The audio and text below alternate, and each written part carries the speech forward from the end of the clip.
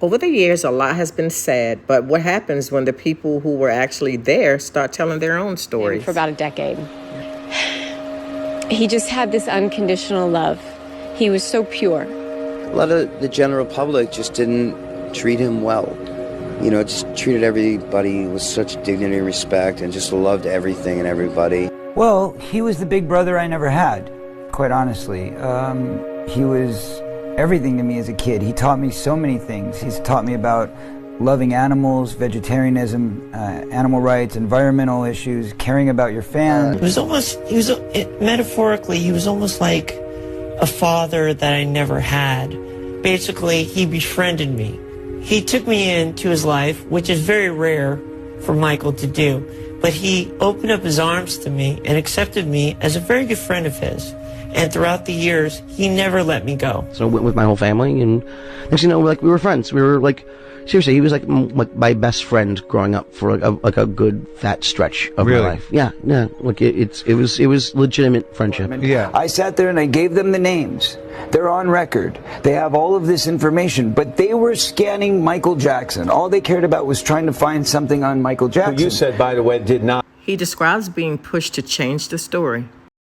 abuse Who you. Michael was innocent, and that was what the interview was about with the police in 1993. I told them he is not that guy, and they said, well, maybe you just don't understand your friend. And I said, no, I know the difference between pedophiles and somebody who's not a pedophile because I've been molested. Here's the names. And of course, after he died, a few of those people came forward and said, you know, it never happened. We didn't do anything. We was pressured by parents, by this or that, and we needed money real bad, and they figured that was a way to get at them.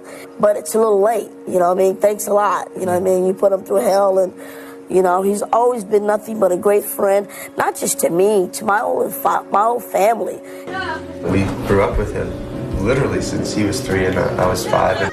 He really just was so humble, and then never really played off on the fact that he was, you know, this Michael Jackson. You know, he was just Michael.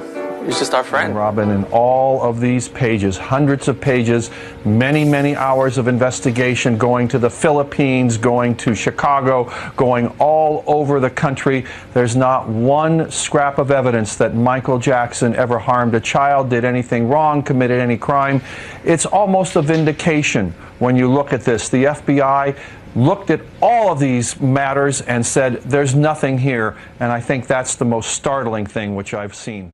False and will be battled in a court of law within our justice system.